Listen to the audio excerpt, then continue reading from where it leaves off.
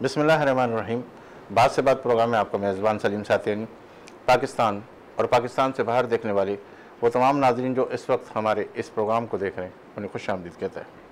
आज़ादी आज़ादी आज़ादी हासिल की, लेकिन दरपेश मसाइल, क्या आने वाली नस्लें भी इन्हीं मसाइल का सामना करेगी? तरक्की पजीर ममालिक की सफ़ में कब आ जाएंगे, कैसे आ जाएंगे और अब हमें क्या क्या करना पड़ेगा, इस पे बात करेंगे। मेरे साथ तशरीफ़ फरमा CEO saving home Advani foundation के चेयरमैन है। समाजी, अवामी, माशी, सियासी, बल्कि मैं कहूँगा कि तमाम इशू पर बड़ा खुलकर तज्ज़िया करते हैं जनाब इकबाल एडवानी साहब हमारे साथ मौजूद है। इन्हें आज के इस प्रोग्राम में खुश आमदीद कहते हैं। अस्सलाम वालेकुम। वालेकुम सलाम।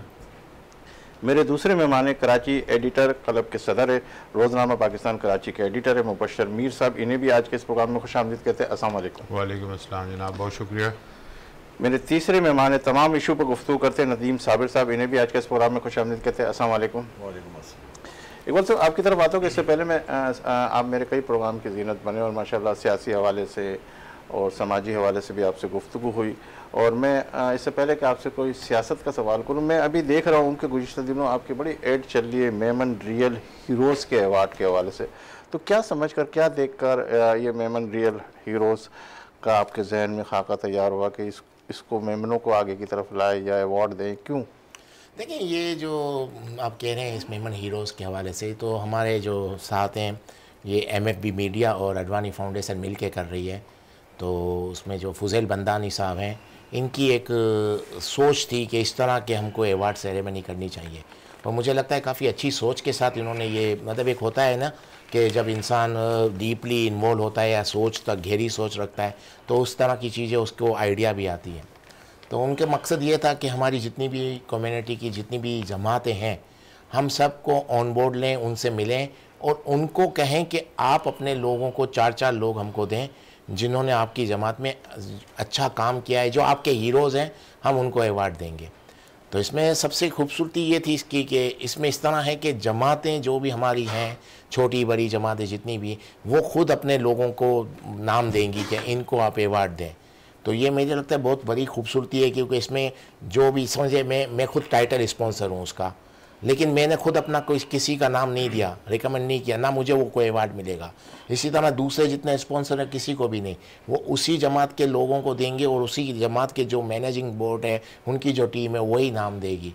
तो यानी एक तरह से मेरिट पे बिल्कुल है। और सबसे बड़ी कैसे कह सकते हैं कि आप ये मैरिज पे क्या जांच पड़ताल का उन्होंने तरीक़ेकार इख्तियार किया? क्या जमातों के सदूर से इकट्ठी, क्या वो नहीं देखेंगे कि हमारे जानने वाले हमारे वो, उनको ही आगे कर दिया जाए? देखिए, आप मेरिट से मुराद यानी ऑनेस्टी की बात आप जो कर रहे हैं, तो सबसे बड़ी चीज़ है कि ऑनेस्टी आप अपने आप से कर सकते हैं कि मैं अगर कोई ऑनेस्टी लाऊंगा तो मैं अपने हद तक लाऊंगा, दूसरों को मैं कहूँगा कि ये करें और मैं उनको रीचेक कर सकता हूँ। बाकी अगर किसी के दिल में क्या है ये तो कोई नहीं देख सकता ना। हमने तो उनकी जमात के ऊपर दे दिया, उनकी जो पूरी टीम है वही अपने लोगों को देगी। अगर उसमें से अगर किसी ने कोई चीज़ सोची है जैसे आपने कहा, तो इससे तो हम नहीं, उससे तो हमारा कोई इतना ताल्लुक नहीं बनता ना। हमने तो उनको पावर दे दी, हर उस जमात को पावर दे दी। किसी को तो यही नहीं पता थी कि टोटल मेमन जमातें हैं कितनी। कम से कम इस बार ये तो पता चला कि 57 मेमन जमातें हैं। हर मेमन जमात में हमारी टीम यानी खासकर फुज़ैल बंदानी हर मेमन जमात में खुद विज़िट की, हर जमात में गए, सबसे मिले और सबको कहा कि आप अपने बंदे दें। कितने बंदे एक जमात से आप ले रहे हैं? हर जमात को हमने देखें, हर जमात से 4 बंदे, हर जमात से। अब छोटी जमात हो कि बड़ी जमात हो, इसमें हमने ये नहीं देखा कि ये जमात कितनी बड़ी है कि ये जमात कितनी छोटी है। हर जमात से 4 बंदे लेंगे, तो इसका मतलब ये हुआ कि एक तरह से हम अपनी तरफ से तो जितना इंसाफ कराची को ही रखा है, हैदराबाद वगैरह, जितने पूरे पाकिस्तान में जहाँ भी मेमन जमाते, कराची हो गया, हैदराबाद हो गया, सक्कर हो गया, हर जगह से हमने कहा है। क्योंकि वजह बताऊँ मैं आपको, इसमें भी एक चीज़ आप बता दूँ, अपने बड़ी जमात और छोटी जमात के हवाले से जो बात होती है। देखिए, मेमनों का क्या है कि एक मेमन ऐसा भी है जिसका खुद का एरोप्लेन है और एक मेमन ऐसा भी है जिसकी खुद की बाइक भी नहीं है। तो जब आप अपनी मेमन कम्युनिटी के हवाले से बात करते हैं, अपने मेमनों का नाम लेते हैं, तो हमको तो सबको लेकर चलना पड़ेगा ना। अगर मेमन का नाम लेते हैं तो सब मेमन है ना। अब किसके पास कितना है उससे हमारा ताल्लुक़ नहीं है। अब कौन सी जमात कितनी बड़ी है या कौन सी जमात कितनी छोटी है उससे भी हमारा ताल्लुक नहीं। हमने हर मेमन जमात को इक्वली सबको कहा है 4-4 लोग दें। ठीक है, इस पे मैं और मजीद गुफ्तगू करता हूँ। आपकी तरफ आता हूँ मुबशर साहब कि हम आज़ाद हैं, एक आज़ाद मुल्क में सांसें ले रहे हैं, जो मसाइल हमारे सामने, इस चैलेंज को हम किस तरह सॉल्व कर सकते हैं? माशाल्लाह आप अखबार से मुंसलिक रहे और तकरीबन सभी चीज़ें आपके सामने आती है, सियासत के हवाले से, उसके हवाले से, एडिटिंग के हवाले से, और आप तो उस क्लब के भी सदर है माशाल्लाह, सब चीज़ें देख रहे हैं। तो इस वक्त अगर वो जो चैलेंज है उसको किस तरीके से सॉल्व किया जा सकता है आपकी नज़र में? मैं आपके ज़हन में कौन सा चैलेंज की बात है? इतने चैलेंज है, मैं कोई एक आप स्पेसिफाई मैं करें। कहता हूँ कि ऐसा चैलेंज जो इस वक्त अवाम के हवाले से, परेशानी के हवाले से, जो बेचारे फेस कर रही है उसके हवाले से, कि किस तरह से पब्लिक के लिए तो जो है वो इस वक्त ज़िंदगी गुजारना ही एक बहुत बड़ा चैलेंज है, इस मुल्क में रहना एक बहुत बड़ा चैलेंज है, और लिविंग कॉस्ट जो है किसी भी फैमिली की वो बहुत ज़्यादा हो गई है। तो भाई चूँकि मेमन कम्युनिटी से हैं तो मेमन कम्युनिटी तो बहुत ज़्यादा बिज़नेस के करीब है, और बिज़नेस करना जो है वो कितना मुश्किल है। तो यही एक चैलेंज है पाकिस्तान में कि अगर पाकिस्तान की जो स्ट्रक्चर है इस वक्त, मैं तो ये समझता हूँ कि जो हमारा इंतज़ामी स्ट्रक्चर है, ख़ास तौर पे जो हुकूमतों का निज़ाम है, जितने ज़्यादा आप समझ लें इस मुल्क में ऑफिसर्स की जितनी तादाद है वो मुख्तलिफ़ महकमों में, फेडरल लेवल पे, सूबाई लेवल पे, फिर बल्दियात के लेवल पे, वो जितने अफसरान हैं, अगर इतने किसी मुल्क के पास अफसरान हैं और उनके पास मरात भी बहुत ज़्यादा हैं, लेकिन वो इस मुल्क के मसाइल, अवाम के मसाइल हल नहीं कर पा रहे, तो ये देखें कि कितना ख़र्चा जो है, जो पाकिस्तान की जो टैक्स मनी है, जो आप मैं सारे पाकिस्तानी, बल्कि इस वक्त तो इनडायरेक्ट टैक्सेस जो हैं पाकिस्तान में तकरीबन हर शख्स पे लागू है। आप जो भी ख़रीदारी करते हैं उसके ऊपर आप टैक्स देते हैं, इनकम टैक्स के अलावा इनडायरेक्ट टैक्सेस। तो बिजली के बिल में तो इनकम टैक्स भी आ गया, और वो कमर्शियल पे वो भी आ रहा है। तो अब आप सोचें कि जब इतना टैक्स कलेक्शन जितना भी हो रहा है इस वक्त, लेकिन उसकी जो डिस्ट्रीब्यूशन है, जो उसकी खर्चा करने का तरीकाकार है, कि इस वक्त एक ग्रेड 17 के बंदे को भी आपने इतनी महंगी गाड़ी दी हुई है, उसका पेट्रोल, उसकी मेंटेनेंस, उसका स्टाफ, ये वो, लेकिन उसकी आउटपुट आप देखें, अभी आप देखें प्राइवेट कंपनीज काम करती हैं इस मुल्क के अंदर, काफ़ी बहुत ज़्यादा प्राइवेट कंपनीज काम करती हैं, वो हर बंदे की सैलरी को जस्टिफाई कराते हैं कि अगर आपको इतने पैसे दे रहे हैं तो भाई आप कंपनी के लिए कितना जो है वो सर्व कर रहे हैं और कितना उसको बेनिफिट दे रहे हैं। तो गवर्नमेंट जो है इस तरह का चेक एंड बैलेंस नहीं रख रही। ये एक बहुत बड़ा चैलेंज है कि पाकिस्तान की आवाम का टैक्स जो कलेक्शन हो रहा है वो पाकिस्तान के आम आदमी के ऊपर उस तरह खर्च नहीं हो रहा, लेकिन आप समझ लें मरात पे खर्च है। आज की एक अखबार की खबर है, मैं आपने अखबारात का जिक्र किया तो उसमें आया कि जो सिंध गवर्नमेंट है वो 1.5 लाख रुपया तकरीबन हर अपने मिनिस्टर को और एडवाइज़र को इजाफी माहाना देने का ऐलान कर रही है, और उसके ऊपर अच्छी खासी जो है वो तनकीद हुई है कि भाई आप पहले ही इतना बर्डन है और आप कह रहे हैं कि बहुत से मंसूबे ऐसे गवर्नमेंट के जो बिल्कुल पेंडिंग पड़े हुए हैं और उसके लिए वो कहते हैं कि फंड नहीं है। अभी आप देखें इस शहर का कितना बड़ा इशू है कि इस शहर को साफ पानी नहीं मिलता पीने के लिए, और साफ पानी जो मिलता है उसकी प्राइस दिन ब दिन कितनी बढ़ी है। माशाल्लाह पीपल्स पार्टी की हुकूमत ने 2008 में जो है वो इक़्तिदार संभाला था सूबे का, और 2024 में वो टैंकर जो 400-500 रुपये का मिलता था अब मेरा ख्याल है 8-10 हज़ार का मिलता है। कभी उस पर कॉलम लिखा? हाँ, एक दफ़ा नहीं 1000 दफ़ा लिखा और 1000 दफ़ा बोल चुका हूँ। हाँ। मेरा ख्याल है कि मैं कराची के इश्यूज़ के ऊपर, सिंध के इश्यूज़ के ऊपर हर हफ्ते लिखता हूँ, ठीक है। हफ्ते में एक कॉलम तो मेरा लाजमी होता है और 2 एडिटोरियल भी होते हैं, और ये चीज़ें मैं हाईलाइट सारी करता हूँ। इस पे गुफ्तगू करें, इकबाल भाई को भी लेंगे आपके बातों के। नदीम साहब आपकी तरफ आता हूँ कि माशाल्लाह जिस तरीके से आप देख रहे हैं और सोच भी रहे हैं, जैसे मुबशर साहब भी बात कर रहे हैं, इकबाल साहब भी बात कर रहे हैं, तो मैं ये समझ रहा हूँ कि जो हालात है लिखने से, बताने से हल होते हुए नज़र आ रहे हैं आपको? या देखें तो मैं यही कहूँगा कि जिस तरह के अभी पाकिस्तान की सूरत हाल है, बड़ी गमज़दा और बड़ी गम तरफ की तरफ जा रही है पाकिस्तान की सूरत हाल।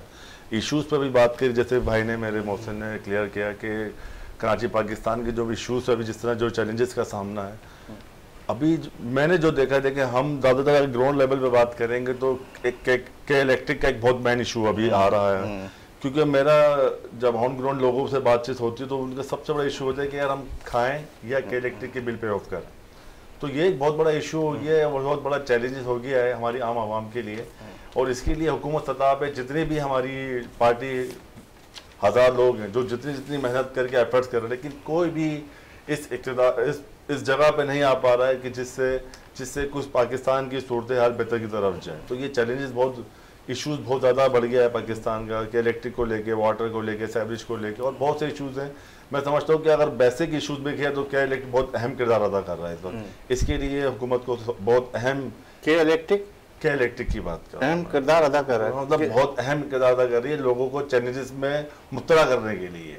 क्योंकि आम आवाम के लिए सबसे बड़ा जो रोजगार, जो छोटी से छोटी जो सैलरीज उठाते हैं 20,000 25,000, आम आवाम की बात करूंगा मैं तो, मैं मल्टीनेशनल कंपनी की, ये बड़े बिजनेस लेवल पे बात नहीं, मैं आपकी बात समझा नहीं। अहम किरदार मतलब ये कि वो अहम किरदार से मुराद लोगों को जो चैलेंजेस में जो इश्यूज हो रहे हैं ना, मैं उसमें अहम किरदार के इलेक्ट्रिक का ही हो रहा है, जिसकी वजह से आवाम बहुत ज्यादा परेशान। अच्छा, मैं ये समझ रहा हूँ कि आप इलेक्ट्रिक को फेवर कर रहे हैं। मैं फेवर करूंगा, मैं तो बहुत खिलाफ हूँ इलेक्ट्रिक। अच्छा, एक और सवाल ले लूँ मेमन प्लेटफॉर्म से, फिर इसके बाद सियासत की तरफ आते हैं। अकबर साहब, ये ऑल पाकिस्तान मेमन फेडरेशन में इतनी बड़ी फेडरेशन है, तो आपने ये क्यों सोचा कि मेमन लीडरशिप फॉर्म के प्लेटफॉर्म से ये सारा किया जाए, जबकि वो पूरी पाकिस्तान की नुमाइंदगी करती है और तमाम जमातें उससे मुंसलिक है? तो ये वाली चीज़ें जो है, मैं समझता हूँ कि मेमन फेडरेशन अगर ज़्यादा अच्छे तरीके से कर सकती थी। देखिए, हर किसी के अपने कुछ प्रॉब्लम्स भी होते हैं, इंटरनल प्रॉब्लम होते हैं। हमारे यहाँ क्या था कि हम 2 जाने थे, हम दोनों को डिसीजन लेने थे, हमने फ़ौरन डिसीजन ले लिया। अब उनके साथ क्या होता होगा, मेरी अपनी राय है। एक मैनेजिंग कमेटी होगी, इनकी पूरी टीम होगी, 10 20 25 लोग होंगे, तो हर किसी की अलग अलग सोचने का अंदाज़ अलग है, हर किसी की अपनी राय होगी।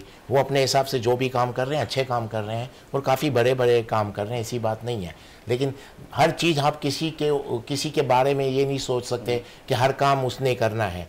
आपके पास एक आइडिया आया, आपने सोचा कि हाँ हम करना चाहें, हम कर सकते हैं, हमने कर दिया। अब वो कौन क्या काम कर रहा है, कौन क्या काम नहीं कर रहा, ये इतना बड़ा इशू नहीं है। अगर हम ये सोचे कि ये काम इसको करना था या इसने ही करना चाहिए, तो फिर कोई भी काम नहीं होगा। तो आप ये मशवरे उनसे भी आपस के अंदर बैठ के किए जा सकते थे कि भाई इस अवार्ड की और ज़्यादा अहमियत हो जाती है कि एक फेडरेशन कर रही हो, और इस अवार्ड की और ज़्यादा अहमियत हो जाती है कि आप 2 मिल के कर रहे हो, और वो एक बहुत बड़ा सर्कल है, वो बहुत सारी चीज़ें, क्योंकि वो तो माशाल्लाह पाकिस्तान बनने के बाद ऑल पाकिस्तान मेमन फेडरेशन है और एक बहुत पुरानी है। तो अभी देखें, ये चीज़ यहाँ ख़त्म तो नहीं हो जाती ना, काफ़ी और भी काम है, बहुत से चैलेंजेस हैं यहाँ पर। आप हमारे यहाँ एक अजीब, मैं जिस इलाके में रहता हूँ, मुझे लगता है कि कितने मेमन वहाँ पर ऐसे हैं जिनके पास किराए भरने के पैसे ही नहीं है। कितने मेमन ऐसे हैं जो इलेक्ट्रिक के बिल ही नहीं भर सकते। कितने मेमन ऐसे हैं जो बच्चों को स्कूल नहीं पढ़ा सकते। कितने मेमन ऐसे हैं जिनके घर में की रोटी नहीं पकती। तो सारे एजुकेशन के प्लेटफॉर्म से भी मदद हो रही है। और नहीं तो मैं आपको ये बता रहा हूँ, तो अभी भी बहुत से ऐसे हैं जिनको ये प्रॉब्लम है। तो हर कोई अपने हिसाब से काम कर रहा है, फेडरेशन हो गई, जमातें हो गई, उनसे जितनी अपनी कैपेसिटी में हो रहा है वो काम कर रहे हैं। लेकिन उसके बाद भी मैं कह रहा हूँ ये चीज़ें नहीं हो पा रही, उस पर अभी भी लोग तकलीफ़ में हैं। तो फिर जब आप ये बोल रहे हैं कि हर काम आप किसी के ऊपर सोचेंगे कि हर काम ये लोग करें, नहीं, इनकी जितनी कैपेसिटी है मुझे लगता है उससे वो ज़्यादा काम कर रहे हैं। और मेरी सोच भी यही थी कि वो अपनी कैपेसिटी से ज़्यादा काम कर रहे हैं, हर चीज़ में हम इनको इन्वॉल्व क्यों करें। जो काम हम पर्सनल कैपेसिटी में कर सकते हैं हमको करना चाहिए।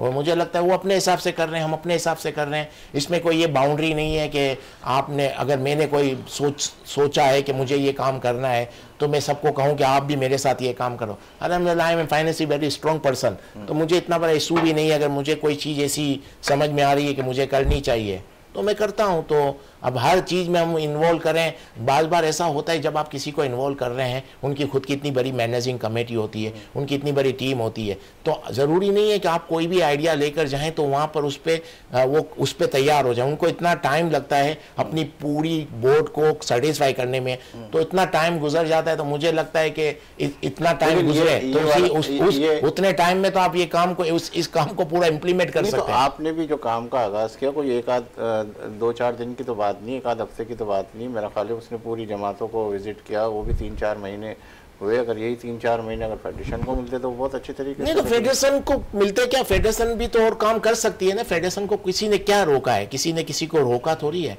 आप और भी तो बहुत सी चीजें, रोकने की बात नहीं कर रहा, आप कह रहे हैं ना कि बहुत, मैं यही कह रहा हूँ और भी बहुत जैसे नहीं, ऐसे भी बहुत से काम अभी हो सकते हैं। स्पोर्ट्स के हवाले से बहुत काम हो सकते हैं, एजुकेशन के हवाले से हो सकते हैं। जैसे मैंने कहा इलेक्ट्रिक के बिल ही अगर हम 300 यूनिट फ्री कर दें अपने मेमन कम्युनिटी को, तो ये भी हो सकता है। तो मतलब कहने का काम तो बहुत करने के लिए, बात ये मकसद ये है कि आपने अपनी कम्युनिटी को फ़ायदा पहुंचाना है। फ़ायदा पहुंचाने के लिए एक बहुत, जो कराची जैसी जगह है, यहाँ तो मुझे लगता है हर दूसरा आदमी तकलीफ़ में है। आप छोटे छोटे बिजनेसमैनों को सपोर्ट कर सकते हैं। मेरे पास कितने ऐसे लड़के आते हैं जिनके पास आइडिया है लेकिन उनके पास इन्वेस्टमेंट नहीं है, उनको हम बिज़नेस करवा सकते हैं, छोटे छोटे बिज़नेस करवा सकते हैं। मुझे नहीं लगता कि अभी तक किसी ने इतना आगे आके फ्रंट पे आके इतना बिज़नेस करवाया हो। मुझे लगता है 50-100 लोग तो मेरे पास ऐसे होंगे जिनको बिज़नेस करना है। तो मकसद कहने का ये काम बहुत है। उन्होंने फूड पांडा से कांटेक्ट किया हुआ, मोटरसाइकिल, मैं यही कह रहा, मैं यही कह रहा हूँ अभी भी बहुत गुंजाइश है, ठीक है, अभी भी बहुत कुछ हो सकता है। अच्छा, मेरे साथ टेलीफोन लाइन पे नोमान रिजवी साहब, अस्सलाम वालेकुम। वालेकुम अस्सलाम। नोमान साहब कैसे हैं आप, ठीक हैं? हाँ अल्हम्दुलिल्लाह सलीम साहब। अच्छा नोमान साहब, मैं ये कह रहा था कि इस वक्त हम गुफ्तगू कर रहे थे कराची के हवाले से भी और पाकिस्तान के हवाले से, इस वक्त जो मौजूदा सूरत हाल है माशी हवाले से, ये जो इजलास होना शुरू हुए हैं, इसके अंदर क्या समझते हैं कि आप हुकूमती हवाले से भी कुछ अच्छी खबर आएगी या अभी भी उसी तरह सिलसिला चलता रहेगा? ये जो बात है कि सलीम साहब, आप सब जाती बातें नजर रखी हुई है मामला पर हम सब ने। देखिए, इस दफा हमने देखा कि जो हुकूमतें हैं, जो अवामी हुकूमतें आई हैं, वो डिफेंड नहीं कर पा रही किसी भी हवाले से ना, और वो जो उनकी नाअहली है उसका जो खमियाजा है वो रियासत को हमारी भुगतना पड़ रहा है। ये एक बहुत खतरनाक बात है जनाब। अच्छा, इससे पहले भी हम हुकूमतें देखते थे, वो कम से कम इतनी अहल तो होती थी कि वो कम से कम अपनी बुराई को, अच्छाई को डिफेंड कर सकती थी। लेकिन इस दफा तो हम ऐसा देख रहे हैं कि लगता है कि उन लोगों ने जो है बहुत समझदारी से, मतलब एंजॉय पूरा कर रहे हैं वो मामलात को, लेकिन उसके बावजूद जो है वो जो आवाम की जो तोपों का रुख है और वो गुस्सा है, वो अपनी तरफ धकेलने के बजाय वो बहुत बेहतरीन अंदाज में रियासत की तरफ मोड़ रहे हैं और रियासत के खिलाफ एक बयानिया बिला वजह खड़ा हो रहा है, जबकि इसमें रियासत का कोई कसूर ही नहीं है। बात यह है कि हुकूमत आप कर रहे हैं, अवामी लोग मौजूद हैं, इलेक्शन हुए, आपको वोट लेके सेलेक्ट किया गया, आप बाकायदा भरपूर अंदाज में हुकूमत कर रहे हैं। लेकिन जनाब, अगर आप गौर करें तो ये तकरीबन कोई 3 से 4 सालों से मैंने ही ऑब्जर्व किया कि हम जो है वो अपने आप को क्लियरफाई कर रहे हैं, हमारी हुकूमतें, और रियासत की तरफ मलबा डाल रही हैं, जो इंतहाई गलत इल्जाम है।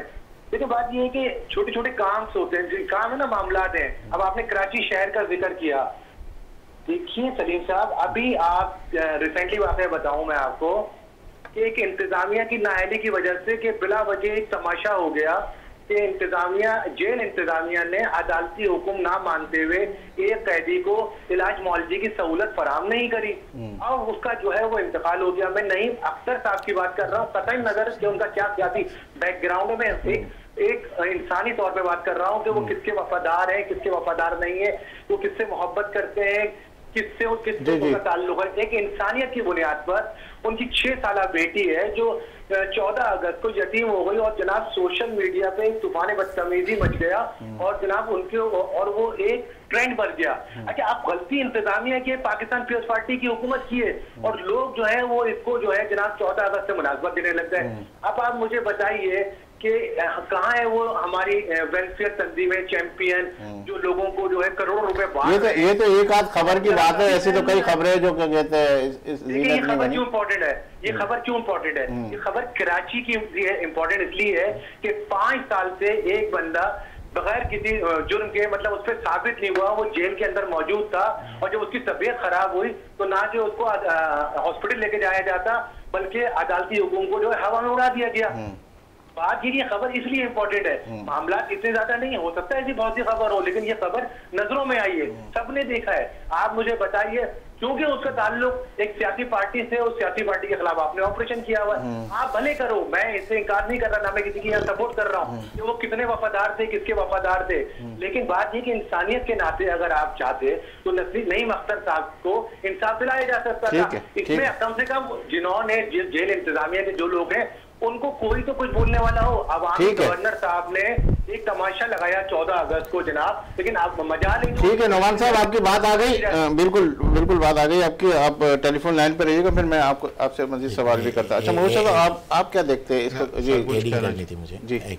वो जो आपने कहा ना अभी के, सॉरी हाँ, आपने जैसे कहा कि आप मिल के काम करें, तो देखें हमने जितनी भी जमातों से कांटेक्ट किए तो ज़्यादातर जमातों से मुझे यही फीडबैक मिली कि आप लोगों ने 4 लोग मांगे हमसे हीरोज़ के, लेकिन हमारे पास बहुत ज़्यादा ऐसे हीरोज़ हैं जो काफ़ी हैं, यानी 15-15, 20-20, 25-25 लोग हैं। तो मुझे लगता है कि हमको अगले साल भी करना पड़ेगा और हर साल करना चाहिए।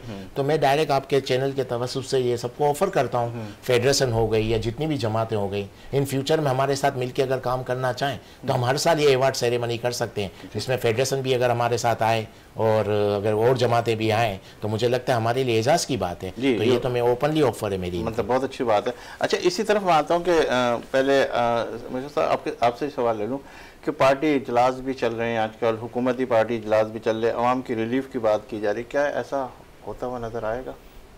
जी सलीम साहब, एक चीज़ तो ये है कि देखें, हम अपना इकोनॉमी को देखें कि जो हमने कर्ज़ लिए हैं और कर्ज़ लेने हैं और जो हमें ख़ास तौर पर पैसे की अदायगी करनी होती है, उसका आप देखें जो बजट गवर्नमेंट ने खुद अनाउंस किया और गवर्नमेंट ने खुद अपने फिगर दिए, तो आपका 50% से ऊपर जो है वो तो कर्ज़े की और सूद की अदायगी में जाना है। तो उसके बाद जो है फिर आपको मज़ीद कर्ज़े लेने हैं ताकि मुल्क का इंतज़ाम चलाया जाए। तो मैंने तो शुरू में ही आपसे अर्ज़ किया कि जो इंतज़ामी स्ट्रक्चर है मुल्क का, और इतने अज़ला, बाज़ ऐसे ज़िले हैं जो ज़िला होने के काबिल ही नहीं है, तहसीलें, फिर वहाँ पे अफसरान और इस तरह का एक निज़ाम पूरा जो है ओबलाइज करने के लिए होता है सियासी लोगों को, और वो एक इतना बड़ा निज़ाम जो है। अब देखें इस वक्त जो है NFC अवार्ड के तहत सूबों को बहुत पैसा आ रहा है, तो उन्होंने एक सूबाई मसले की तरफ तवज्जो दिलाई थी। तो अब सूबों के पास पैसे ज़्यादा है, सूबे जो हैं वो मरकज़ से ज़्यादा जो है वो फाइनेंशियली स्ट्रॉन्ग है, और उन्हीं को सेहत और तालीम जो है और ट्रांसपोर्ट जो है ये उन्होंने ही देनी है। अभी आप देखें कि ये सूबों की जो इंतज़ामिया हमारी या सूबाई हुकूमतें हैं वो अंदर से इतनी खौफज़दा हैं कि वो अपने इख्तियारात, फाइनेंशियल इख्तियारात और इंतज़ामी इख्तियारात, वो अपनी बल्दियात को देने के लिए तैयार नहीं है। वो उन्हें ये खौफ है कि ये जब यहाँ तक नीचे तक पैसा जाएगा तो नीचे में थोड़ी एम्पावरमेंट आएगी, एम्पावरमेंट आती है तो आप देखें लीडरशिप भी डेवलप होती है। तो लिहाजा जो हमारी सियासी पार्टियां हैं इनके अंदर एक खौफ मौजूद है। तो पार्टी अगर कराची की बात कर ले तो कराची में तो दोनों एक ही जैसे, अगर ऊपर भी दे नीचे भी दे कोई मसला ही नहीं है। नहीं, वो चीज़ अलग है, लेकिन आप देखें कि वो करें तो सही। देखें उन्होंने पहले दूसरी पार्टी है, देखें यहाँ पे फैमिलीज जो हैं वो ज्यादा पावरफुल हैं पाकिस्तान की सियासत में, और सियासी पार्टियों में फैमिलीज का जो अमल दखल है वो बहुत स्ट्रांग है। आप किसी जो फैमिली जो है वो आपको सर्व कर रही है पार्टी को, या पार्टी को लुक आफ्टर आप उस एक खास जिले में करती है, वो नहीं चाहती कि कोई और लोग जो हैं वो उसके अंदर एंटर हो। तो लिहाजा पार्टीज के अंदर भी एक जो है ना वो टसल जो है और रस्साकशी जो है वो चलती रहती है। ये वो चीज़ें हैं कि जो मेरा ख्याल है कि प्रॉपरली पाकिस्तान के अंदर जो जमहूरियत को पनपने का एक सिस्टम होना चाहिए, ना तो उससे वो नहीं हो रहा और ना ही उससे अकाउंटेबिलिटी हो रही है। ये दोनों काम, जमहूरियत देखिए दुनिया का बेहतरीन निज़ाम कौन सा होता है सियासी, बेहतरीन निज़ाम होता है जिसमें लोग अकाउंटेबल हो सके, उसको उनको आप पूछ सकें कि ये आप लोगों ने पैसा कहाँ खर्च किया, तो लगेगा, कितना टाइम चाहिए आपको, 77 ईयर्स हो गए हैं ना, तो अब आपको कितना टाइम चाहिए। अब चौथी नस्ल जो है वो पाकिस्तान की है, और ये नस्ल जो इस वक्त आपके जो यंगस्टर हैं 22 साल के 25 साल के लोग, अब उनमें से तो मैक्सिमम जो है वो उनको तो उम्मीद खत्म कर दी ना, तो वो तो पाकिस्तान छोड़ने के ऊपर आपने पासपोर्ट ऑफिस देखा जाके, आपने पासपोर्ट ही नहीं आ रहा है अभी काफी दिनों से, काफी अरसे से पासपोर्ट। हाँ, अब वो उन्हीं का आता है जो वो देते हैं उसके जो आपके होते हैं ना रैपिड मंगवाने के लिए आपको ज्यादा पैसे देने होते हैं। फिर आप जाके फॉरेन ऑफिस के बाहर देखें लोग अटेस्टेशन के लिए कितना खड़े हैं, कितने लोग एम्बेसीज में रोजाना अच्छा, ये सारी चीजें जो है ना ये निशानदेही करती हैं कि लोग जो हैं वो इस सिस्टम से परेशान हैं। ठीक है, अच्छा नजीर साहब आपकी तरफ आता हूँ कि जिस तरीके से मुश्किल से बात करें, क्या समझते हैं ऐसा ही सिस्टम चल रहा है या? बिल्कुल ऐसा, मैं इनकी बात को और मजीद आगे बढ़ाऊंगा। पिछले दिनों मेरा पासपोर्ट खुद जाना हुआ था अभी, तो मुझे देख के ऐसा लगा कि हमारी कराची की आवाम बस पाकिस्तान से इतना न्यू यूथ की बात करूंगा, वो इतने डिसाइडेड हो चुकी है कि बस कराची पाकिस्तान में कुछ नहीं बचा है। किसी किस्म की किसी भी मुल्क में जगह में नौकरी मिले और वहाँ से वो यहाँ से मूव हो जाए। कतारों की कतार लगी हुई, एक पासपोर्ट जो within week to week में प्रोसेस चलता था वो मंथ्स में चला गया, 2 महीने 3 महीने। तो मैंने ये देखा हमारी न्यू जो हमारी न्यू जनरेशन है बहुत ज़्यादा डिस्टर्ब है और वो यही देख रहे हैं कि अब हमारे इस मुल्क में कुछ नहीं बचा। तो यही सोचते हैं कि अगर हमें अपनी ज़िंदगी एक अच्छी ज़िंदगी गुजारनी है तो हमें स्ट्रगल करनी पड़ेगी अपनी ज़िंदगी के 5 साल 10 साल वॉट एवर। मगर उन्हें ये अब दिमागी सोच ही बन चुकी है कि अगर हमें कुछ करना है अपनी ज़िंदगी अपनी फैमिली के लिए अच्छी बेहतर करनी है तो हमें आगे बढ़ना होगा। तो ये एक बड़ा क्वेश्चन मार्क हो गया पाकिस्तान की आवाम के लिए, कराची के लोगों के लिए। अच्छा इकबाल साहब आपकी तरफ आता है कि IMF की शराइत को मद्देनज़र रखते हुए आवाम को कब तक रिलीफ मिलेगा या मिल सकेगा या दिया जाएगा या दिया जा रहा है? देखिए IMF की वजह से आप हर चीज़ हम IMF से कनेक्ट कर लेते हैं। हमारे खुद के काम कुछ ऐसे हैं जिसकी वजह से हम प्रॉब्लम में आ रहे हैं। IMF ने नहीं कहा था कि आप IPP से इस तरह के मुआहदे करो, ये तो हम लोगों ने अपने खास जो पार्टियां थी अपने लोगों को नवाजने के हवाले से ये काम हुए थे। ये किसी एक पार्टी का काम नहीं है, क्योंकि प्रॉब्लम ये है आप पीपल्स पार्टी हो गई, नून लीग हो गई या PTI जितनी भी पार्टियां हैं उन सबके लोगों को ही फ़ायदा पहुंचाया गया है। और IMF तो नहीं कह रहा कि आप ऐसे मुआहदे करो। तो मकसद आज जो चीख रहे हैं इलेक्ट्रिक के हवाले से तो वो मुआहदे गलत। अच्छा इसी के ऊपर क्यों फोकस किया जाता है कि इलेक्ट्रिक और ये जो आवाम के हवाले से जो डिस्टर्बिंग है उसी के ऊपर IMF कहता है कि इस पे करो, क्या वजह है? IMF इलेक्ट्रिक का कह ही नहीं रहा। IMF तो आपको कह रहा है कि अपनी इनकम बढ़ाएं और अपने एक्सपेंस कम करें। अब प्रॉब्लम ये है कि हम लोग बस उस पे टारगेट करते हैं जो सॉफ्ट जिसको हम इजी टारगेट कर सकते हैं। अभी मिसाल लें, इलेक्ट्रिक के बिल जो हैं ये ब्यूरोक्रेसी को क्यों माफ़ है? ब्यूरोक्रेसी को माफ़ है, उसी की पेमेंट आम आदमी कर रहा है। इतनी बिजली चोरी हो रही है उसको क्यों नहीं पकड़ा जाता? उसकी पेमेंट आप आम आदमी से ले रहे हो। तो मकसद कहने का ये है कि जहां हमको वर्क करना चाहिए हम अभी थोड़ी देर पहले किसी ने कहा कि जो गवर्नमेंट के जो मिनिस्टर हैं इनकी तनख्वाहें बढ़ा दी गई, इनको मराद बढ़ा दी जाती है। बाहर जब जाते हैं तो अब किसी भी, मैंने तो कितने मुल्कों में यही देखा है, पाकिस्तान से जो डेलीगेशन जाता है किसी भी मुल्क में, कनाडा अमेरिका वगैरह कहीं भी, तो 5 स्टार होटल में हमारा डेलीगेशन हमारी जो टीम पूरी रुकती है। मैंने बांग्लादेश इंडिया के लोगों को देखा है वो नॉर्मल होटल में रुकते हैं। तो हमारे अखराजात पे हमको कंट्रोल करना पड़ेगा। हम प्रोटोकॉल की सूरत में कितना खर्च कर रहे हैं। सिर्फ कराची के अंदर ये हाल है, यानी आप यहाँ समझें कि आधी पुलिस सिर्फ ये ब्यूरोक्रेसी और सियासतदानों को प्रोटोकॉल करने में लगी हुई है और आधी पुलिस पूरे सिटी को कवर कर रही है। इस तरह की चीज़ों पे खतरा है ना, असल कोई बात देखिए। अभी मुझे ये बताएं निकलने की ज़रूरत क्या है? आप किस काम के लिए निकल रहे हैं? आप गवर्नमेंट निकलते नहीं है तो आप कहते हैं ये बैठे रहते हैं ऑफिस के अंदर, देखिए कहीं विजिट नहीं करते, कहीं कुछ नहीं करते। ठीक है, मैं आपको बताऊं अभी जो हालात चल रहे हैं दुनिया के, आज ऐसी टेक्नोलॉजी आ चुकी है कि आप हर चीज़ अपनी ऑफिस पे बैठ के दुनिया के हर आदमी से मीटिंग कर सकते हैं, हर चीज़ कर सकते हैं। ये सिर्फ एक तरह से समझे डिस्प्ले में अगर ये सारी चीज़ें TADA ख़त्म हो जाएगा, सब चीज़ें ख़त्म हो जाएगी फिर तो नहीं तो वो ख़त्म करनी पड़ेगी, नहीं तो आपका भी यही हाल होगा जैसे हसीना वाजिद का हुआ है। बात ये नहीं है, ये सब चीज़ें ख़त्म करनी पड़ेगी। आप नसीबदार हैं कि आज आपके पास ये अपॉर्चुनिटी है कि आप इन चीज़ को ख़त्म करके अपनी एक इमेज बहाल कर लें। नहीं तो एक वक्त आएगा आपको लोग उठा के फेंक देंगे, आप क्या करोगे तब? तो फिर कोई चॉइस नहीं होगा। देखिए आज से कुछ अर्से पहले कितनी ताकतवर थी वो औरत, 15 साल तक हुकूमत की, कोई उसको हिला नहीं सकता। आज ये हाल है कि इसको दुनिया में कोई अपने पास रखने के लिए तैयार नहीं है। वो वक्त आ सकता है इन लोगों के ऊपर। ये आज से ये चीजें करें। ये ज्यादा सियासी पार्टियां नहीं थी ना, वहाँ तो 1-2 पार्टियां थी, इसी वजह से तो ये सारी चीजें। यहाँ तो माशाल्लाह इतनी सारी पार्टियां, वो सब कहती है हमें इख्तिदार मिलेगा तो हम देखिए बात पार्टी की नहीं है ना, बात तो ये है ना सियासी पार्टी ज्यादा आवाम से तो ज्यादा नहीं है ना। पाकिस्तान की आवाम से तो ज़्यादा नहीं है ना। जब आवाम के पास आप कुछ छोड़ रखेंगे नहीं, कुछ रहेगा नहीं, तो आपको थोड़ी चेन मिलेगा। लॉ एंड ऑर्डर कैसे ख़राब होता है? जैसे आपकी बेरोज़गारी बढ़ती है, आपका लॉ एंड ऑर्डर ख़राब हो जाता है। तो ये लॉ एंड ऑर्डर क्या सिर्फ एक आम आदमी को अफेक्ट करेगा? इनकी भी बारी आ जाएगी। इनके भी बच्चे इसी मुल्क में रहते हैं, ये खुद भी इसी मुल्क में रहते हैं, इनको ये भी नहीं सेफ हो पाएंगे। अगर बेरोज़गारी बढ़ती जाएगी, क्राइम बढ़ता जाएगा, एक वक्त आएगा कि इनको भी प्रॉब्लम आएगी। तो उस वक्त से ये डरे हैं कि जब इनके ऊपर हाथ आ जाए, आम आदमी इनको पकड़ के मारना शुरू कर दे, ये कहीं जा नहीं सके, किसी मार्केट में नजर आए तो लोग इनको पीटना शुरू कर दें, कहीं भी जाए इनको लोग मारना शुरू करें, तो क्या करेंगे ये लोग?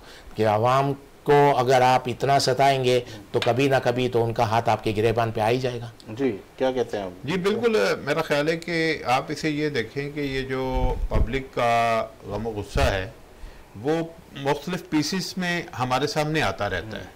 अभी इस साल की मैं आपको बताऊं कि आप देखें कि जो हमने लास्ट ईयर के भी फिगर देखे थे कि 75,000 से ज़्यादा जो है वो कराची में स्ट्रीट क्राइम हुआ था, और छोटी छोटी मज़ामत के ऊपर लोग जो है वो मारे गए, 300 से ज़्यादा लोग शायद मारे गए।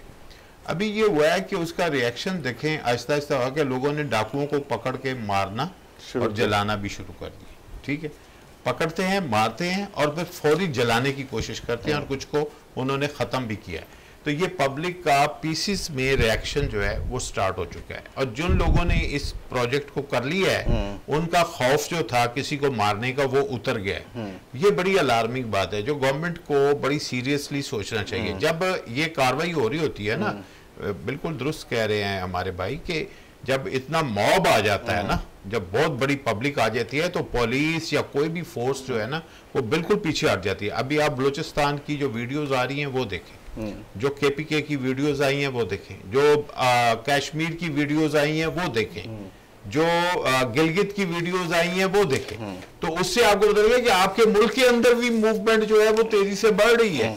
लोगों के अंदर जो है वो चीज जो है वो आ रही है। जितना मर्जी आप सोशल मीडिया को रोकने की कोशिश कर ले, कम्युनिकेशन एक ऐसी चीज है, इस वक्त दुनिया की हकीकत है, ये रेवोल्यूशन है। एक आप वीपीएन बंद नहीं कर सकते, कई वीपीएन चल रहे हैं, और दुनिया जो है वो मुकम्मल तौर पर जो है अब आईटी के साथ मुंसलिक है। आप जितने मर्जी उसमें दीवारें बनाएंगे, लोग फिर भी उनके लिए कोई ना कोई रास्ता निकाल लेते हैं, ओवरसीज से निकाल लेते हैं, इधर से निकाल लेते हैं। लिहाजा ये जो इब्लाग है ये तो सलीम साहब हो रहा है। और आप सोच सकते हैं कि तुर्बत में जुलूस निकला हुआ है तो उसकी वीडियो भी यहाँ देखी जा रही है, जबकि रूटीन में हमें तुर्बत की कोई खबर नहीं मिलती थी। तो लिहाजा इसका मतलब है कि हमें अपनी आंखें खोलनी चाहिए, गवर्नमेंट को, खासतौर पे रियासत के इदारों को। और जो लोग अनरेस्ट, जो जिस वजह से अनरेस्ट है, आप जितना मर्जी किसी को, बांग्लादेश की मिसाल बहुत अच्छी है कि वहां पे इकोनॉमी ठीक थी, लेकिन उन्होंने क्या किया कि इंसाफ नहीं हुआ, रिगिंग की, उसके बाद जो है ना उसका पब्लिक का किसी एक वजह से रिएक्शन जो है वो बढ़ गया। तो लिहाजा ये चीज सोचनी चाहिए कि आप जब तक मुल्क के अंदर इंसाफ कायम नहीं होगा, अवाम के रियल इश्यूज जो हैं वो एड्रेस नहीं होंगे, आप जितने मर्जी पैसे बांट लें, जो मर्जी कर लें, जितनी मर्जी दीवारें आगे चुन दें, ये फिर अवाम का जो गम गुस्सा है ये बढ़ता जाएगा। अब एक स्टेज ये आती है सलीम साहब, जब कोई अवाम किसी पार्टी की वजह से नहीं बाहर आते, कोई उनके लिए ये नहीं होता कि हम फलां लीडर की वजह से बाहर आ रहे हैं या फलां पार्टी की वजह से आ रहे हैं, वो अपने जो उनके साथ बीत रही होती है उस वजह से बाहर आ रहे हैं। तो इस वक्त पाकिस्तान के हर शहरी के साथ बीत रही है। आप देखिए ताजर जो हैं वो भी एहतजाज कर रहे हैं, जिनको हम कहते हैं कि ये अमीर लोग हैं वो भी एहतजाज कर रहे हैं, जो लोग जो हैं जो पिसे हुए हैं वो तो वैसे ही पिसे हुए हैं। तो लिहाजा ये राइट टाइम है कि इस वक्त जो जितने ग्रुप्स हैं या जितने सोसाइटी के एलिमेंट हैं, कम्युनिटी के जितने एलिमेंट हैं, उनके साथ बातचीत की जाए। उस पर मैं बात कर लेता हूँ, फिर नदीम क्या कहते हैं, नदीम साहब से भी बात की तरफ आता हूँ। इस वक्त जो जमात इस्लामी का जो इक़दाम था उसके ऊपर आप क्या समझते हैं कि वाकई ही इसके ऊपर कुछ काम हो जाएगा? इस पर ये सवाल मैं आपसे वापसी के ऊपर वो करता हूँ। नोमान रिजवी साहब, आप मेरे साथ टेलीफोन लाइन पे हैं, तो मेरा ख्याल है लाइन ड्रॉप हो गई है। अच्छा नदीम साहब, आपकी तरफ मैं आता हूँ कि जिस तरीके से मुबशर साहब बात कर रहे हैं, तो आप समझते हैं कि इस किस्म की जो हालात चल रहे हैं और ये सारी चीज़ों को किस तरीके से फेस किया जाए और किस तरीके से इसको टैकल किया जाए? देखिए, इसमें मैं यही कहूँगा कि जो हमारी हाजिर हुकूमत है, ये जिम्मेदारी सारी इन पे लागू होती है, और इनकी नाअहली की ही वजह से आम आवाम पिस रही है। जितने भी ये इश्यूज हो रहे हैं इसकी बुनियादी वजह हमारी वो हुकूमत है जिनकी अपनी ज़ाती ज़िंदगी आराइश जो ज़िंदगी जी रहे हैं वो उनसे वो कम नहीं की जा रही है, जिसकी वजह से उसका सारा लोड हमारे ये कॉमन मैन के ऊपर लोड आ रहा है। तो मैं समझता हूँ ये सबसे ज़्यादा जिम्मेदारी जो जितनी भी इस हालात में हमारी आवाम जो परेशान है और गम और गुस्सा इन पे पाया जा रहा है उसकी बुनियादी वजह हमारी हुकूमत है। उन्हें सब पता है कि हम किस तरह के इकदाम अपनी आवाम को दे रहे हैं। मैंने पहले भी वो जो इनिशियल इश्यूज उठाए थे और मैं कह रहा हूँ बार बार कि छोटे छोटे जो इश्यूज जो छोटे छोटे घरों में होते हैं, पानी के मसले हो गए और बिजली का मसला हो गया और बहुत से ऐसे इश्यूज हैं कि स्टेट क्राइम हो गई, इसमें कोई रोकथाम नहीं है और इनकी जो अपनी आराइश की ज़िंदगी के जो हालात और मामला उसमें कोई कमताई भी नहीं हो पा रही, तो जिसकी वजह से पूरा पाकिस्तान डिस्टर्ब हुआ है। तो मैं समझता हूँ हुकूमत को इसको बहुत ज़्यादा गहरी सोच लेके इस पर किसी इकदाम की तरफ जाना चाहिए। अच्छा, 1.5 साल या 1 साल के अरसे के हवाले से गुफ्तगू हो रही है। अभी इजलास हुआ है नवाज शरीफ साहब के साथ, शहबाज शरीफ साहब का, कि वो कह रहे हैं कि 1 से 1.5 साल के अंदर हम इस मुल्क को जो है जो दरपेश मसाइल है उसको हल कर लेंगे। और उन्होंने अपने तमाम पार्टीज़ के हुकूमती अहदेदारान से भी कहा है कि भाई मैं चाहता हूँ कि बस ये तमाम मसाइल बहुत तेज़ी से हल होने चाहिए। तो क्या आप समझते हैं कि इसके ऊपर हल होना शुरू हो जाएंगे या फिर ये अवामी बातें हैं या फिर वो दावे की बात है या तो फिर इनको सबसे पहले खुद विड्रॉ होना चाहिए कि भाई ये सारी चीज़ें जो है आप हुकूमत में सब तनख्वाहें वगैरह इसके हवाले से जो उनको बहुत सारी चीज़ें मिल रही है, राहत मिल रही है, उस पर सबसे पहले बात की जाती। देखें, आप जब कह रहे हैं कि मुल्क में इतनी महंगाई है एक आम आदमी सरवाइव नहीं कर सकता, तो अगर आप कह रहे हैं कि 1 साल में 2 साल में हालात अच्छे हो जाएंगे, लेकिन उसकी शुरुआत कहाँ से होनी चाहिए? इनकी तरफ से होनी चाहिए। ये लोग अपनी मराद छोड़ें। ये क्या करते हैं, इनकी एक खूबसूरती है, बहुत अच्छी खूबसूरती है। ये क्या करते हैं, तनख्वाह हम नहीं लेंगे। तनख्वाह है कितनी कि आप नहीं लेंगे, आप मराद छोड़ दें। मराद छोड़ें, प्रॉब्लम तनख्वाह नहीं है, प्रॉब्लम मराद है। तो ये तनख्वाह छोड़ देंगे, डिस्प्ले में आ जाएंगे भाई फलां सदर ने तनख्वाह छोड़ दी, वज़ीर आज़म ने तनख्वाह छोड़ दी। आप अपनी मराद छोड़ दें, अपना प्रोटोकॉल कम कर दें। आपकी फैमिली पे जितना प्रोटोकॉल खर्च हो रहा है उसको कम कर दें तो काफ़ी कंट्रोल हो जाएगा। 1800 सीसी गाड़ी की बातें की है जमात इस्लामी के हाफिज़ नईम साहब ने, तो आप क्या समझते हैं ऐसा होना चाहिए? देखें, मैं तो ये चीज़ देखता हूँ कि अभी इन लोगों ने धरना भी दिया था, तो धरना ख़त्म क्यों हो गया? इनका धरना किस बात पे था कि बिजली के बिल कम हो। जब तक वो प्रॉब्लम सॉल्व नहीं हुई तो इनका धरना कैसे ख़त्म हुआ? ये तो सीरियस हो, अगर हमारी ओपोजिशन सीरियस हो तो यहाँ तक मामलात नहीं पहुँचे। ये क्या करते हैं, ये धरने देते हैं, सब कुछ करते हैं, लेकिन जिस चीज़ के लिए उन्होंने धरना दिया था वो प्रॉब्लम तो वहीं खड़ी है। बल्कि जिस दिन उन्होंने धरना ख़त्म किया उसी दिन मुझे लगता है 2-3 रुपये इलेक्ट्रिक पे बढ़ गए, 2.5 रुपये बढ़ गए और इनका धरना इलेक्ट्रिक पे था। तो प्रॉब्लम, एक्चुअल प्रॉब्लम अपोजिशन की भी बहुत प्रॉब्लम है। ये जब अपोजिशन में आते हैं इनको आवाम के हुकूक याद आ जाते हैं और जब ये रोलिंग में होते तो नहीं आते। अभी मैं तो एक चीज़ पर बिलीव करता हूँ, इन्होंने क्या क्या धरना दिया। अब धरने में क्या हुआ, एक आम आदमी की दुकान 5 दिन बंद हो गई, एक ऑटो वाले का ऑटो जला दिया गया, एक बाइक जो किस्तों पे ली थी वो जला दी गई और धरना कुछ अरसे बाद ख़त्म हो गया। आम आदमी को तो इनका धरना नुकसान दे। अगर ये चाहते हैं कि इस पे आवाज़ उठाएं तो इतना एडवांस मीडिया का दौर है, सुबह शाम आपकी रोज़ क्लिप चलती रहे, आपके इंटरव्यूज़ आते रहें, आप एहतिजाज करें, इस तरह करें कि लोगों तक पता भी, लोगों को मैसेज भी पहुंचे, आपकी सीरियसनेस भी पता चले और आम आदमी डिस्टर्ब नहीं हो। ये रोड ब्लॉक हो गई, वो रोड ब्लॉक हो गई और 10 दिन बाद आज तक वही धरना खत्म करके कभी भी इस तरह का सोशल मीडिया के ऊपर आगे कहते हैं हाफिज साहब तो कब से बोलते रहे, उसका तो कोई रिजल्ट नहीं आया। अब धरना दे रहे हैं तो भी धरने का क्या रिजल्ट आया? धरने का तो नहीं आया ना, लेकिन धरने का आम लोगों को नुकसान हुआ। मैं ये कह रहा हूँ कि कम से कम अगर किया, अभी वो तो कह रहे हैं हमने कुछ नहीं कर सकते ये लोग, आप छोड़े ना भाई मेरे, हम भी तो यही पूरी जिंदगी देख रहे हैं। ये सब क्या करें, दोबारा धरना देंगे। धरना कब देखें, मैं किसी एक पर्टिकुलर पार्टी की भी बात नहीं कर रहा। ये धरना देते हैं, फिर क्या होता है, इनकी अपनी डील हो जाती है। इनके जो खुद के मफादात होते हैं, खुद की कुछ पर्सनल यानी एक पार्टी की ग्रेवेंसीज होती है, वो जैसे ख़त्म हो जाती है इनके धरने बंद हो जाते हैं। ये अवाम के लिए कभी धरना हुआ ही नहीं है पाकिस्तान में। मेरा मकसद कहने का, ये सब अगर सड़क गर्म की जाती है तो अपने मफादात के लिए, इनका कुछ रुका हुआ होता है गवर्नमेंट के पास, वो रिलीज़ हो जाता है। इनकी कुछ ऑफिसें बंद हुई होती है, उनको रिलीज़ करवाना होता है। इनको कुछ पर्सनल चाहिए होता है, फंड चाहिए होता है अपनी पार्टी के लिए, वो रिलीज हो जाता है, ये अवाम को भूल जाते हैं। धरना अगर वाकई जेन्युइन है तो धरना ऐसा होना चाहिए जिससे आम आदमी तकलीफ में नहीं पहुंचे। हर धरने में आम आदमी तो प्रॉब्लम में आता है, और फिर धरना आखिरी में खत्म हो जाता है बगैर किसी के आगे जाके अच्छे हालात हो जाएंगे, गवर्नमेंट ने हमसे कमिटमेंट कर लिया है और इस पे इम्प्रूवमेंट आ जाएगी, वो तो नहीं होती। तो मकसद कहने का ये, गवर्नमेंट क्या बोल रही है, अपोजिशन क्या बोल रही है, इस बात में कुछ नहीं बिलीव। बिजली के बिल कम नहीं होंगे, इसका मतलब होंगे, अगर कम नहीं होंगे तो इनकी गवर्नमेंट चली जाएगी। अब ये अगर कम करें, हाँ, ये बिल्कुल गवर्नमेंट चली जाएगी, ज्यादा टाइम सर्वाइव नहीं कर पाएंगे, इसलिए ये इलेक्ट्रिक के बिल कम करेंगे। हिसाब से कितने, एक आध महीने में मतलब कुछ अरसे में भी, जब भी मुझे लगता है जल्दी ये लोग इलेक्ट्रिक के बिल तो इनको कम करने पड़ेंगे, अदरवाइज में ये सर्वाइव नहीं। उसमें तो इनको करना पड़ेगा। वो इसी वजह से ये जो इतना हाईलाइट किया जा रहा है ना, धरने वगैरह, ये इसलिए नहीं किए जा रहे हैं कि इनको आवाम से मोहब्बत हो गई है, ये उनके ऊपर प्रेशर बिल्डअप कर रहे हैं आईपीएस के ऊपर कि आप देखें कि आवाम इतना गुस्से में है, अगर हम आउट ऑफ कंट्रोल हो जाएंगे तो आप भी नहीं बचोगे। ये उनसे एक तरह से वो नहीं आप देते हैं कि प्रेशर दिखा के, बार आपने देखा होगा किसी जगह पे हम लोग जाते थे, यहाँ पर कराची में उमून बहुत होता है कि कहीं मीटिंग हो रही होती है तो कोई दादा टाइप का बंदा आता है, वो अपनी गन निकाल के टेबल पे रख देता है। अच्छा। अंडर प्रेशर में लेने के लिए ये धरने और ये जितनी भी हो रही है ना जो प्रॉब्लम, ये उनको प्रेशर में ला रहे हैं कि भाई आप मान लो हमारी बात। बाकी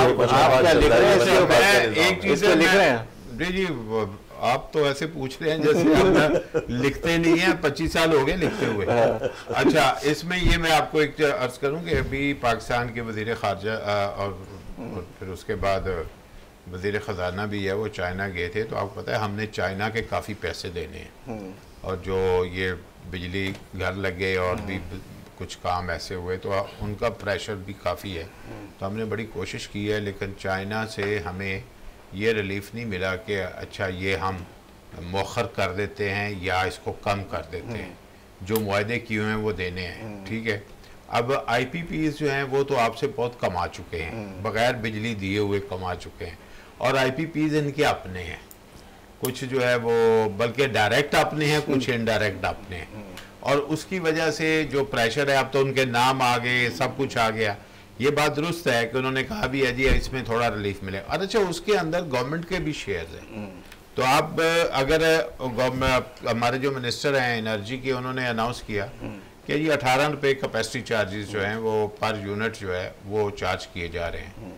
तो इसका मतलब है कि गुंजाइश थोड़ी सी मौजूद है कि अगर वो उसको कम कर देते हैं कैपेसिटी चार्जेस को और उनके साथ निगोशिएट कर लेते हैं, और पहले भी निगोशिएशन एक दफ़ा स्टार्ट हुई थी, फिर उसके बाद वो इम्प्लीमेंट नहीं हुई, लेकिन तो अभी भी नहीं, अभी भी कुछ ऐसा ही लग रहा है। नहीं, अभी कुछ हो जाएगा, थोड़ा बहुत हो जाएगा, ताकि उन्हें अश्क शुई करनी है, और उसकी वजह यह है कि बाकी कहीं और से रिलीफ नहीं मिल रहा। देखिए हमारे 2 दावे आए थे गवर्नमेंट की साइड से, एक आया था सऊदी अरब से बहुत पैसा आएगा और एक आया था UAE से बहुत पैसा आएगा। दोनों मुल्कों से अभी तक कोई नहीं आया, बल्कि उधर से थोड़ी सी खामोशी हो गई है। ठीक है, तो वो जो जितने पैसों का बोला गया था, 25-25 अरब डॉलर बोले गए थे, वो तो बहुत बड़ी अमाउंट्स हैं, वो नहीं आए। फिर चाइना का मैंने आपको जो है ना वो तस्करा किया। अब आ गया IMF आपके पास।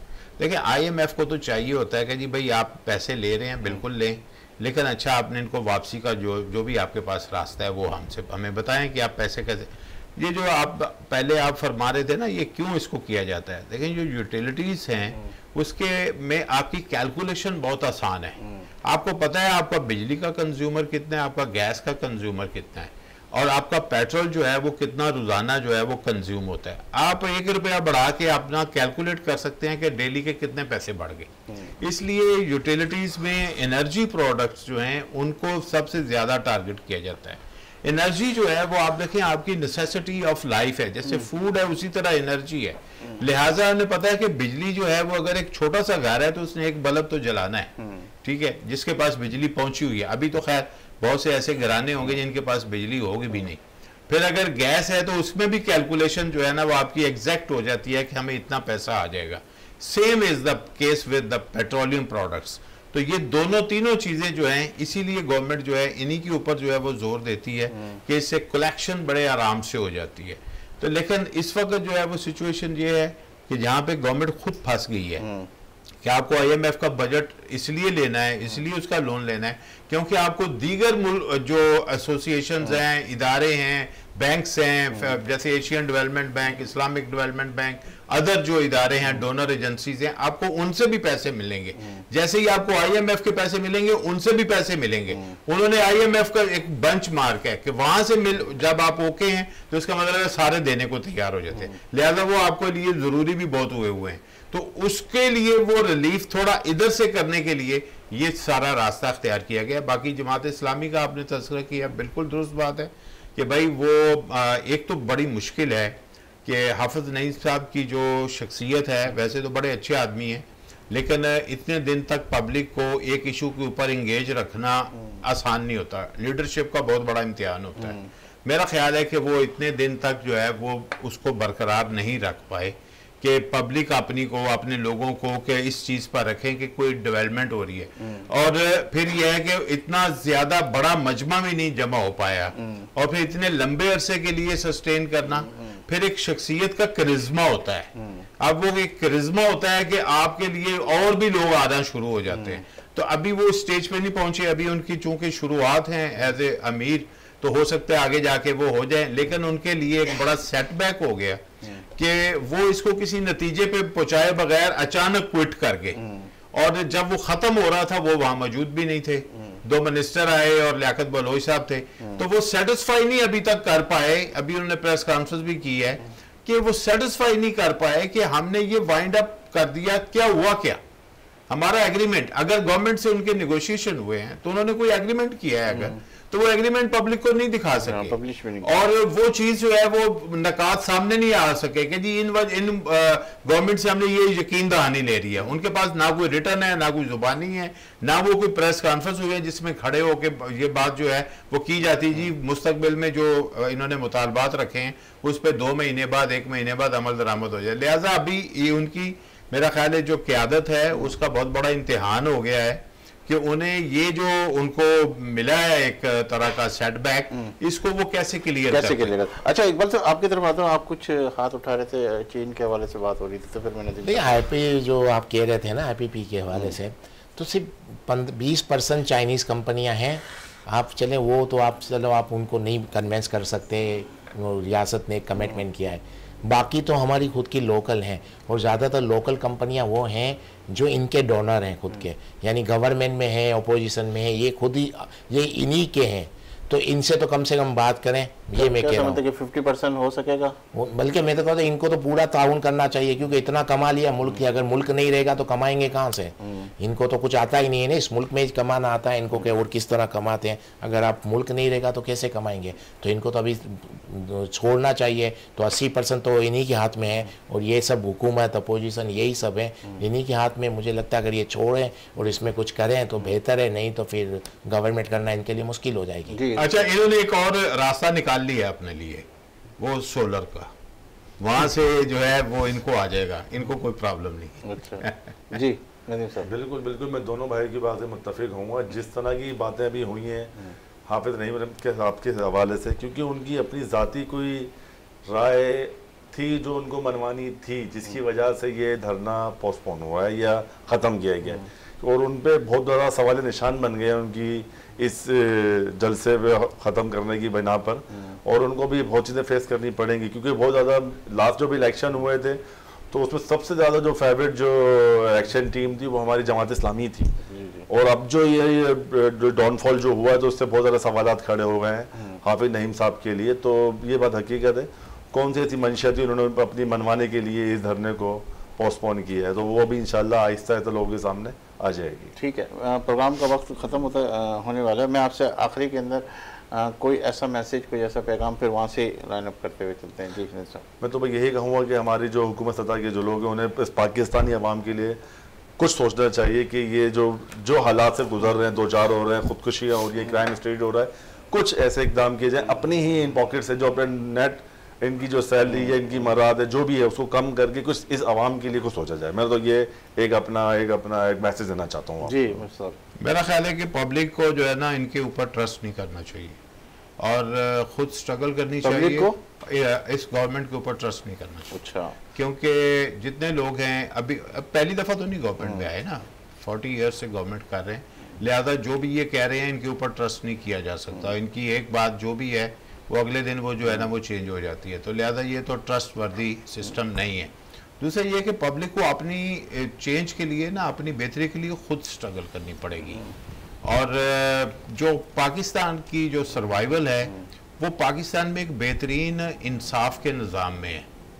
उसके लिए कोई भी बंदा किस सतह पे कितनी मेहनत कर सकता है वो करेगा तो पाकिस्तान में बड़ी अच्छी कंट्रीब्यूशन होगी। जी इकबाल साहब।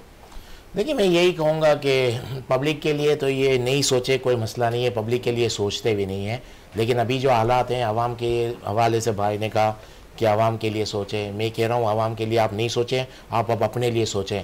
अगर आपको इस मुल्क में अगर गवर्नमेंट करनी है और रहना है तो आप अपने लिए सोचें और कुछ करना पड़ेगा, वरना आप सर्वाइव नहीं कर पाओगे। पब्लिक तो आवाम तो सर्वाइव कर गई, लेकिन अब जो वक्त आने वाला है उसमें गवर्नमेंट खुद सर्वाइव नहीं कर पाएगी, ये मिनिस्टर सर्वाइव नहीं कर पाएंगे। सोशल मीडिया का दौर है, आज दौर इतना एडवांस है, मुझे लगता है 10-15 साल बाद कोई बंदा झूठ भी नहीं बोल पाएगा।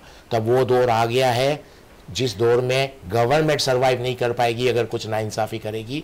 तो अब अपने लिए सोचें, आम आदमी के लिए कभी सोचा नहीं है, अब अपने लिए सोचना शुरू करो कि अगर इस मुल्क में रहना है, इस मुल्क में अगर आपको हुकूमत करनी है, आपको मिनिस्टर रहना है तो आपको काम करना पड़ेगा, वरना आप सर्वाइव नहीं कर पाओगे। बहुत शुक्रिया इकबाल साहब, बहुत शुक्रिया नदीम साहब। नाज़रीन, आपने हमारे इस प्रोग्राम को देखा और जिस तरीके से इकबाल साहब, मुबशर साहब, नदीम साहब और हमारे नुमान साहब वो इसी हवाले से गुफ्तगू कर रहे थे कि पाकिस्तान को हमें कैसे आगे लेके चलना। लेकिन जिस तरह की गुफ्तगू की गई कि अपने लिए तो सभी जीते हैं, जहाँ में है ज़िंदगी का मकसद औरों के काम आना, और जिस तरीके से लोग सोच रहे हैं ये सब यही कह रहे हैं कि अपने लिए भी सोचो।